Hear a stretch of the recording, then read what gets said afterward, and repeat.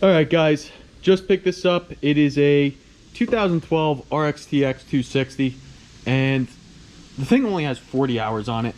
The problem is it's throwing a low oil pressure code.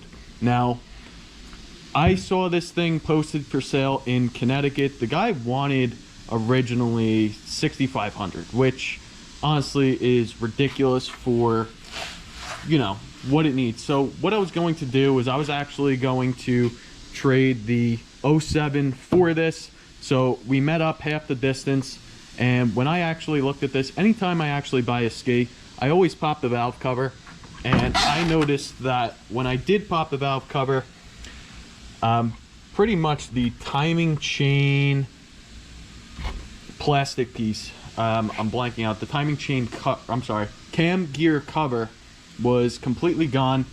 The washer was falling in, so that would explain the low oil pressure code. But this is going to be a complete engine pull and tear down. Just to rectify that, the kid did do a new pump and rebuilt it with a new prop, wear ring, things like that, so that's taken care of. But let's first, since you guys love to complain that I don't wash my skis first, we're gonna give this a nice wash, and then we're gonna start tearing this apart. But pretty much once we do the tear down, we are gonna fix the gel coat to make this actually look like it's 40 hours. Yeah, so let's give this a nice wash, see what we're working with, and go from there.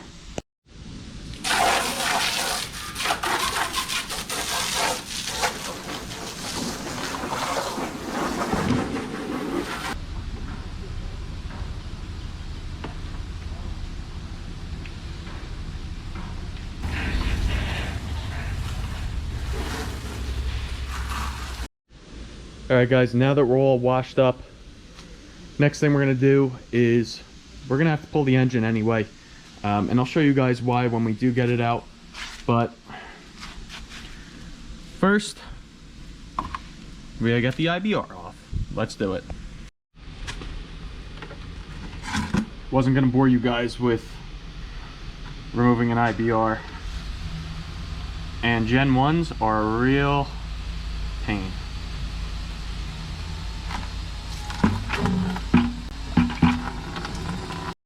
Alright guys, now that the coolant's drained out, the next thing we're going to do is we are going to start pretty much disassembling this. And I'll show you guys, and I kind of did on the Sportster, but I'll show you guys how I do it on a jet ski. But basically what we're going to do is we're going to remove, we're going to pull the exhaust water box off. Probably going to have to remove that hose. Going to have to remove, obviously, the charge pipes.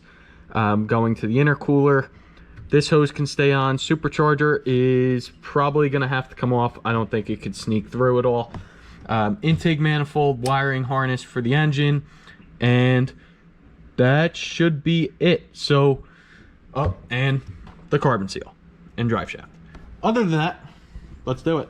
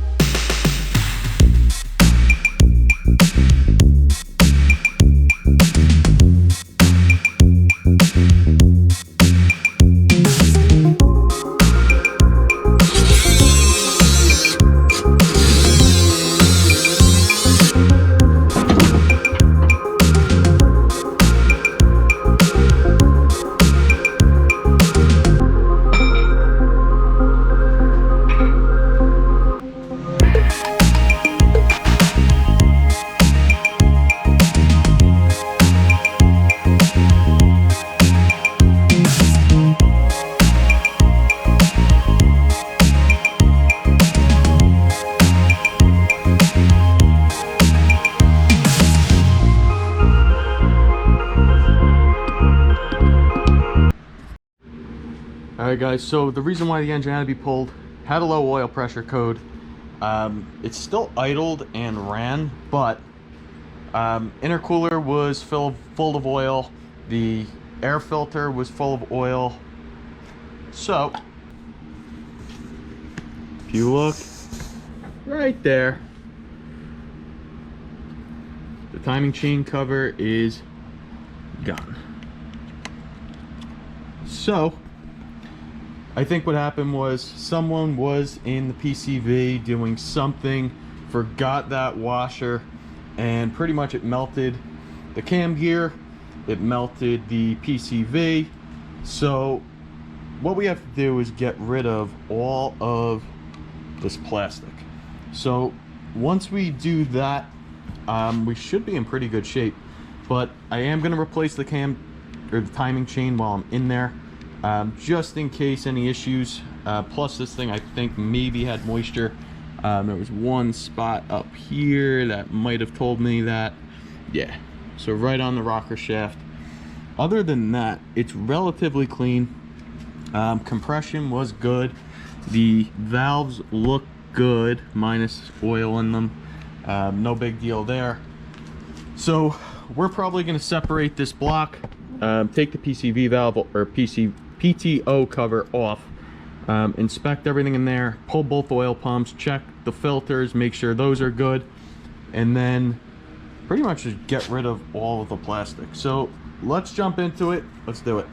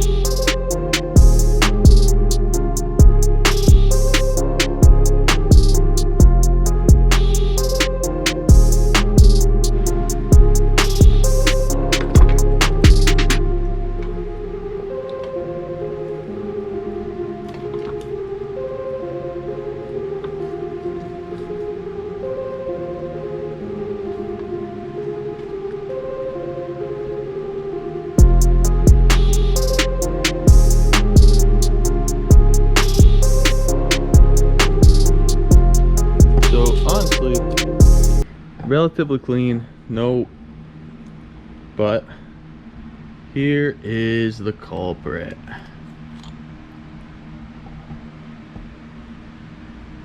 Don't forget the washer, everybody. So falls through, gets cranked in here, and then, you know, you could have issues. It doesn't look like it actually damaged anything, which is good. Everything still looks decently clean. So what we're gonna do is we're going to check both oil pumps. We probably are gonna separate this because I do want to make sure everything's out of the sump. Pull both oil pumps, pull both screens. I'm gonna replace the timing chain guides, and also just make sure all of this is out. You know, so let's keep going.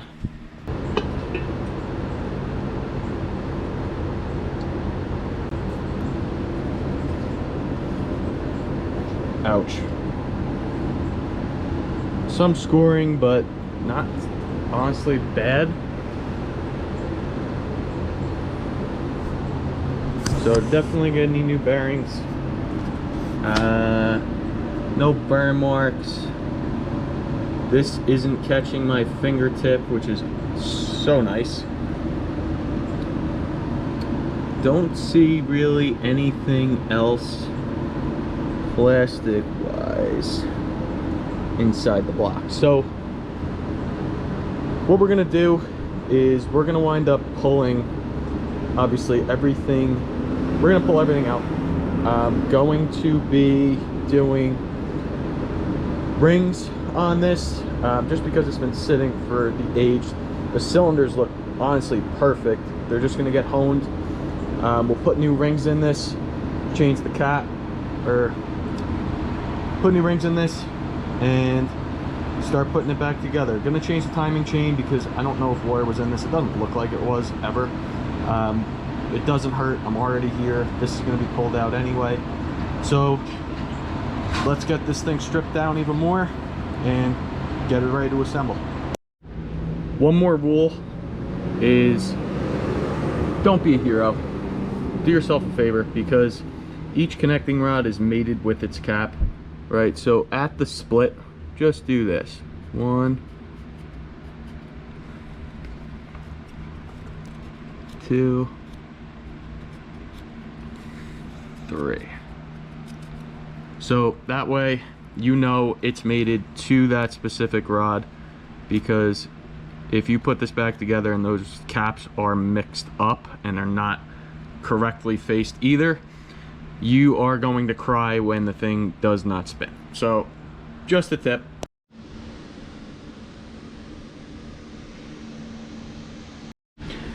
All right guys, just so you know, I did do a ball hone on these cylinders and that crosshatch looks so nice. So what happened was, I think that, you know, the oil filter or oil pump being clogged, which over everything, you look in there, yeah, that screen is completely clogged. All of this was in there. So I think the lack of oil wore down those rings pretty hard. They were out of spec, so I didn't have that great of a compression. So I have new rings coming in.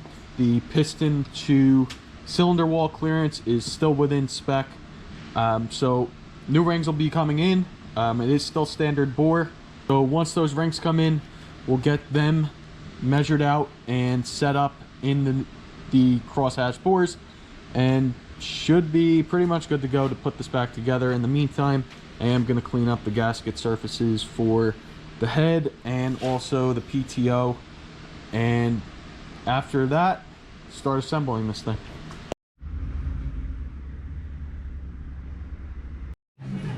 All right, time to assemble this. So we're just gonna place this just like that, and boom. So engine done. Recap on this: cylinders were actually good. They were in spec. So we did rings, we did OEM bearings, OEM timing chain, new PCV valve, new cam gear cover and cam gear, new guides because they melted out, and my paint job isn't the best, but it works. So engine's ready to be dropped in, so let's do it.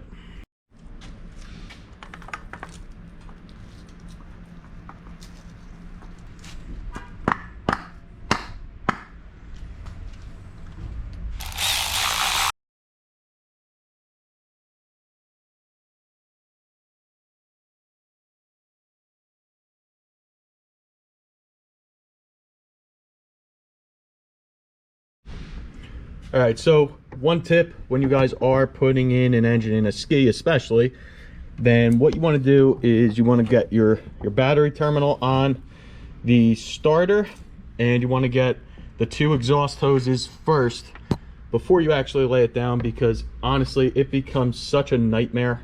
Well, I might be a little over exaggerated on that, but it's a lot easier to do it while it's up here than sticking your arm in and trying to tighten down those clamps. So we're going to do that and drop it back in. So you have one, your ground, your starter. Typically I'll put dielectric grease on that, and then your last exhaust outlet, which is right there. So once you have those on, it just makes it so much easier. You don't have to worry about them later. All right, now that we're dropped in, have everything bolted down, next thing we want to do is just check alignment. I didn't loosen the motor mounts. Motor mounts are solid, but we're going to check alignment first, and just to make sure that, you know, the carbon seal lasts, and it's always a good habit. So I'll show you guys that next. First things first, you need this. This goes into the PTO, and then what you do is you mount this plate and I'll show you guys the next thing. So this shaft goes in there, and then you just kind of feed it. So if it's good,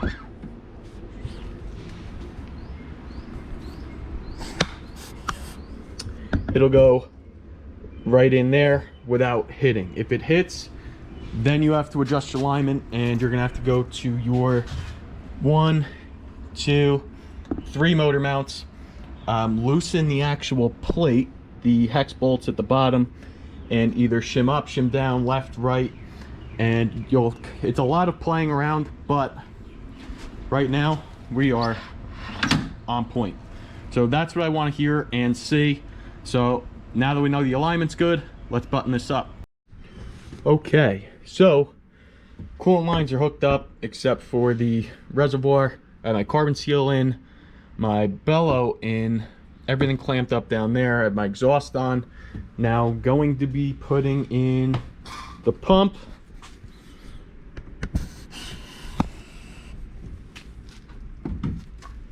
So pump was rebuilt, nice and solid. So let's put this in and let's keep going. Next up, supercharger. And we're just gonna do like that. Supercharger in. So next we're going to get our intake manifold on.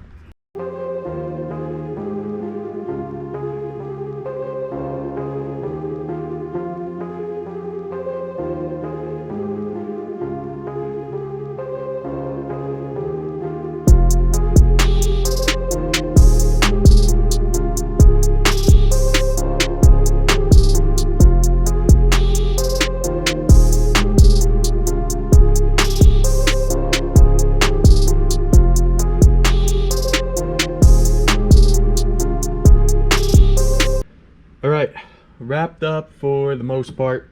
The only thing I don't have in is the IBR right now. Just gonna add oil, coolant, and we'll see if this thing starts up nicely.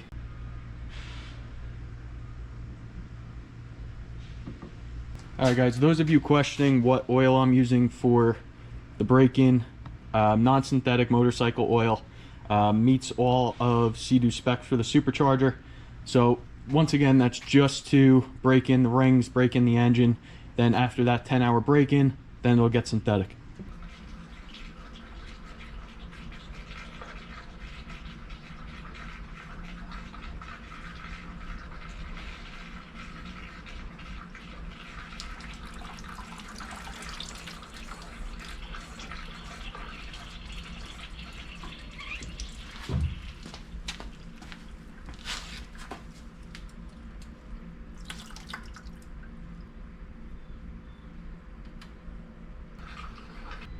Alright guys, going to drown mode just to listen and get the oil flowing.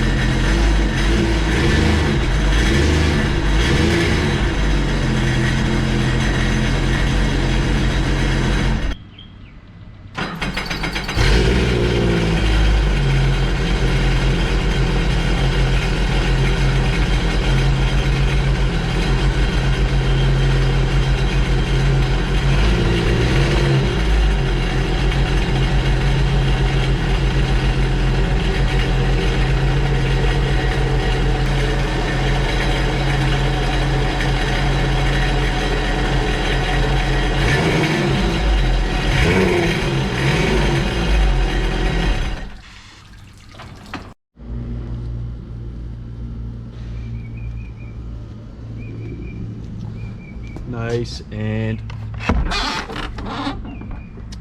pretty.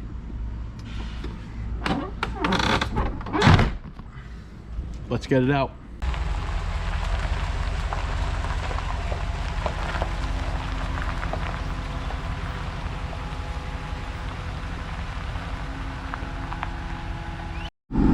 So just check for leaks. So far so good. Gonna let this warm up and we'll take it.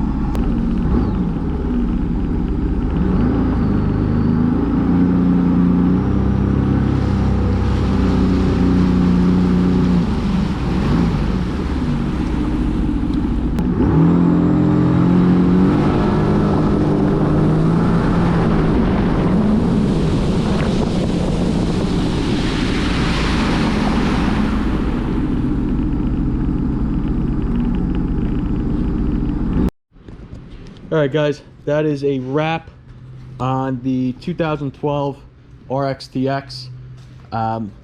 Everything seems good, except we did have the water box cracked, unfortunately. So I was getting some water. It's not detrimental, but definitely leaking from underneath the water box. So I'll let the seller know that aspect of it. If they want me to fix it, I will. If not, you know, I'll sell it for cheaper. I'd rather not even deal with it. So other than that, that's it for this ski.